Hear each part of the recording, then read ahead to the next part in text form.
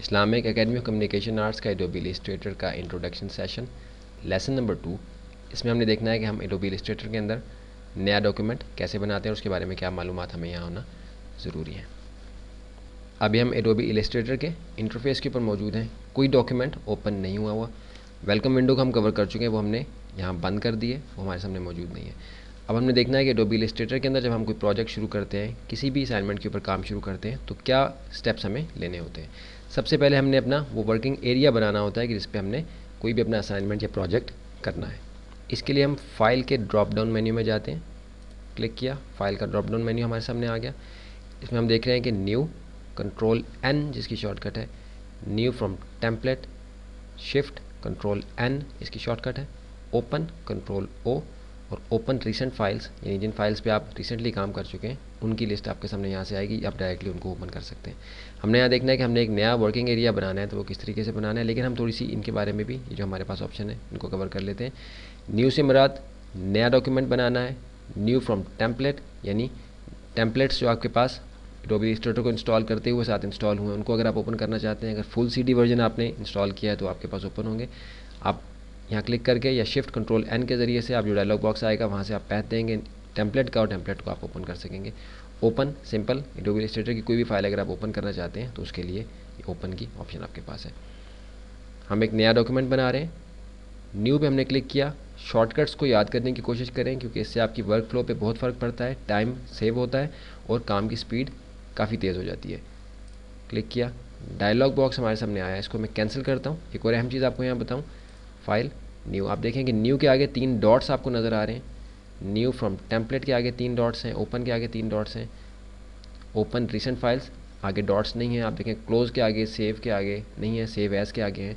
तो इन 3 डॉट्स का मतलब ये होता है कि इसको क्लिक करने से आपके सामने एक डायलॉग बॉक्स आएगा जहाँ से आप आगे मज़ीद ऑप्शन उसकी कवर करेंगे, उसका पैथ देंगे, उस फाइल का लोकेशन आइडेंटिफाई करेंगे, या फिर कोई और डायलॉग बॉक्स आपके सामने आएगा।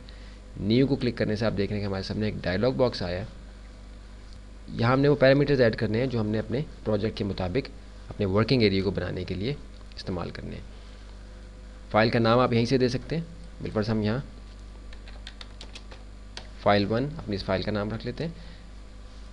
कस्टम साइज़ हमारे पास है जो कि पहले से डिफ़ाइन हुए हैं। अगर इनमें से कोई साइज़ आपको चाहिए, A4, A3, B5, B4 वगैरह के लेटर लीगल साइज़ हैं, अगर इसमें से आपको कोई साइज़ समझ में आएगा या आपके प्रोजेक्ट के मुताबिक है तो डायरेक्ट ऐड कर लें। लेकिन किसी कन्फ्यूजन से बचने के लिए या बिगनर्स लेवल के ऊपर बिल्कुल इसको इस्तेमाल नहीं करते, हम जो भी प्रोजेक्ट बनाते हैं उसकी स्पेसिफिकेशन हम यहीं से ऐड करते हैं। यूनिट्स, पॉइंट्स में, इंचज़ में, मिलीमीटर्स में, सेंटीमीटर्स वगैरह में, जिस तरह भी आप देना चाहें आप दे सकते हैं। पॉइंट्स में हमें थोड़ा सा कन्फ्यूजन होता है। आप देखिए कि 360 का ये डॉक्यूमेंट हमें कुछ समझना मुश्किल होगा क्योंकि हमारे स्केल के ऊपर हमें मुश्किल होगी इसको समझने में, इसलिए हम अमूमन इंचज़ के अंदर ही काम करते हैं। अभी इस वक्त जो हम डॉक्यूमेंट बना रहे हैं वो 5 इंचज़ बाय 5 इंचज़ का है। ऐड हुई हुई है इसकी पैरामीटर्स के। हम यहाँ से A4 साइज़ कर लेते हैं क्योंकि जब आप काम शुरू करेंगे एडोबी इलस्ट्रेटर के ऊपर तो इंचज़ के अंदर आपका ऑलमोस्ट यही साइज़ आएगा। 8 बाय 11 का जो साइज़ हमारा होता है A4 का। इसके बाद देखेंगे ओरिएंटेशन, हमारी पोर्ट्रेट ओरिएंटेशन है और लैंडस्केप ओरिएंटेशन है। आप देखिए कि हाइट और विड्थ की जो पैरामीटर्स हैं ये बिल्कुल चेंज हो जाएंगे। विड्थ 8 है और हाइट 11 है। अब देखिए कि विड्थ 11 हो गई और हाइट 8 हो गई। ओरिएंटेशन इसकी चेंज करने से आप देखिए कि जो हमारी पोर्ट्रेट ओरिएंटेशन है उसकी हाइट ज़्यादा है, विड्थ कम है, और लैंडस्केप की विड्थ ज़्यादा है और हाइट कम है। इसके बाद हमारे पास कलर मोड है। Islamic academy of communication arts का एडोबी फोटोशॉप का कोर्स अगर आप कर चुके हैं तो कलर मोड को समझने में आपको बिल्कुल कोई मुश्किल नहीं आएगी। इसकी तफसील में हम यहाँ नहीं जाएंगे क्योंकि तफसील जो हमने इसके कंप्लीट कोर्स के अंदर मुकम्मल करनी है जो कि आपने Islamic academy of communication arts से हासिल करना है। इस तरफ इंट्रोडक्शन सेशन है। CMYK मोड और RGB मोड, इसकी कलर की डिटेल अगर आप Islamic academy of communication arts का एडोबी फोटोशॉप का कोर्स कर चुके हैं तो आपको मालूम होगी। अदरवाइज़ ये कि हम कंप्लीट कोर्स के अंदर इसको इंशाल्लाह कवर करेंगे। ओके किया,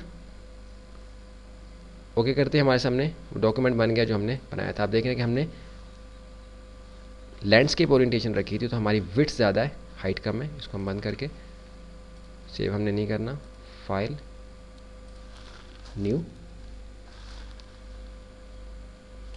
पोर्ट्रेट ओरिएंटेशन, ओके। हाइट ज़्यादा है, विड्थ कम है। ये हमारी पोर्ट्रेट ओरिएंटेशन है, जैसे हमारे प्रिंटर का पेज होता है A4 साइज़ का। स्केल इसके ऑन करने के लिए कंट्रोल R की शॉर्टकट है। आप देखिए कि 8 इंचेस इसकी विड्थ है और 11 इंचेस इसकी हाइट है। हम जूम आउट करके इसको देख सकते हैं। तो ये हमने एक नया डॉक्यूमेंट बना लिया है। हम ये जान गए कि जब हमने एडोबी इलस्ट्रेटर में काम करना है तो नया डॉक्यूमेंट बनाने के लिए हमें किन मराइल से गुजरना ज़रूरी होता है।